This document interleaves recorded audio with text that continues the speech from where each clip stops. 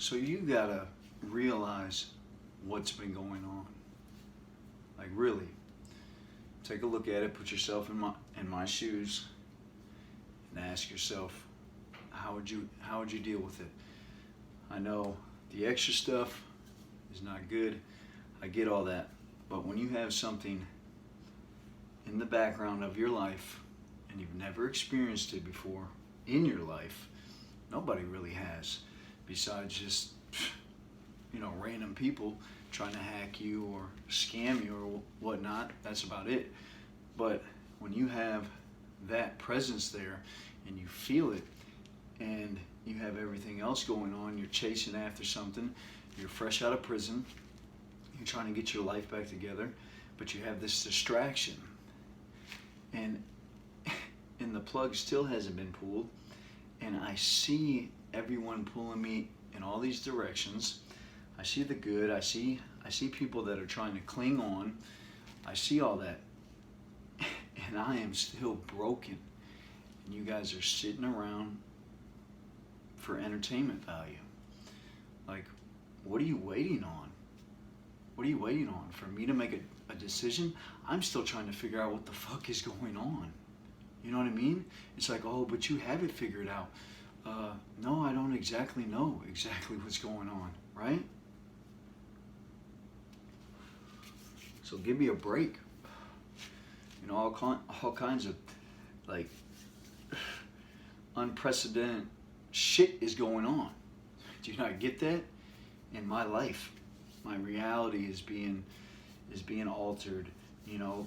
People are deceiving me intentionally for what?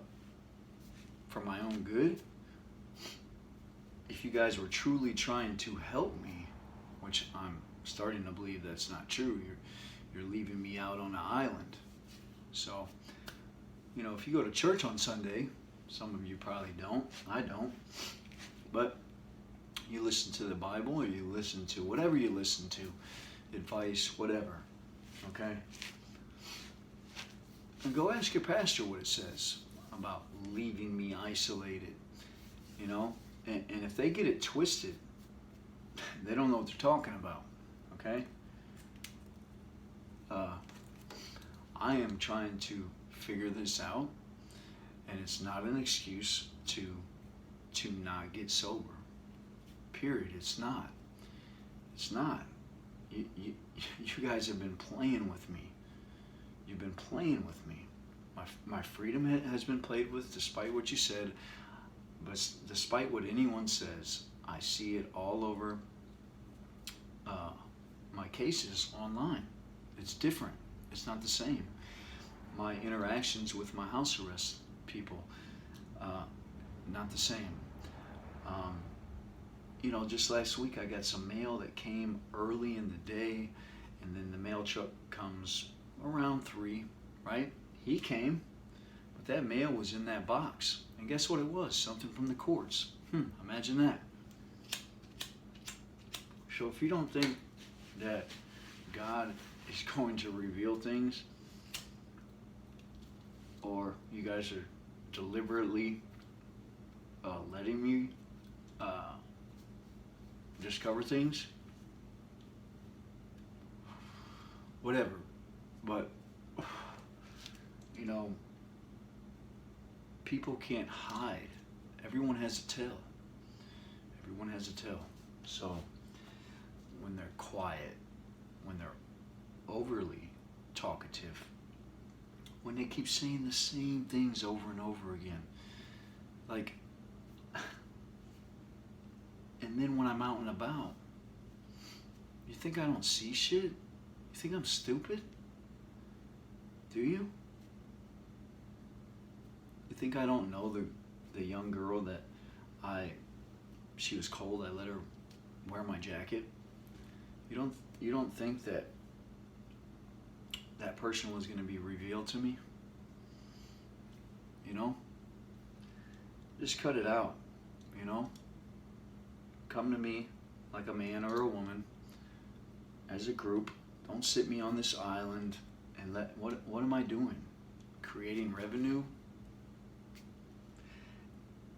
I don't even think that's happening. okay? I don't see it. I don't care to see it. I just don't think it's happening because I'm not at my best. And so, if you guys really cared, you would come to me and say, you don't have to, you can keep your little secrets that you're hiding and you're wanting to make a surprise, but come to me and say something and have a talk, and I can go get help, because I am not going to stop trying to figure out what's going on. Period. I can't. Do you know how long I've been at this? Before any of this started, I couldn't even begin to tell you things that I've been seeing, you know? And when I ask God for things, or when I have talks with Him, and the things He's revealing to me way before this even started, it was scary. It was too clear. For instance, I'm walking into my cell, or into my cell block at the county jail. I'm coming from medical or something. And there's a lot of Africans that work there as guards. And a lot of them gave me extra food. I'd be working out with the guys. Anyway, they were cool. You know, they're good people. And so one of them that never works our floor, I don't even know him, never had a conversation with him. He must have saw on the docket my last name. So we're walking to the door. He goes, Kilbride?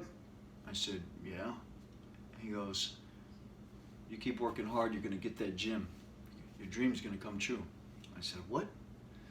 I walked in the block smiling. Those kind of things have been happening way before this ever happened. My eyes have been peeled and glued to the world. Okay? So cut it out. You're not going to, you're fooling me, but it's unraveling, and just stop it, because I'm only getting worse. You know what I mean? There's nothing left to discover besides I need to get sober, but I need support, and not support in the background. Do you think that every person is supposed to get sober by themselves? Or that I have already made the decision that I don't want to be getting high, okay?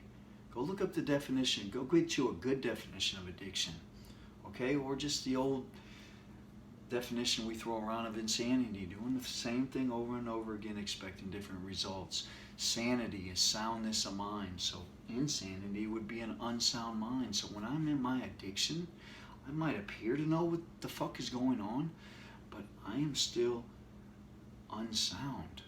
Not in the sense of I'm going to hurt people or things like that, but I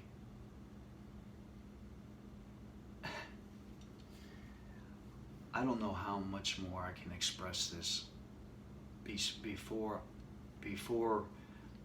whatever you guys have done, before I say no to all of it. Seriously,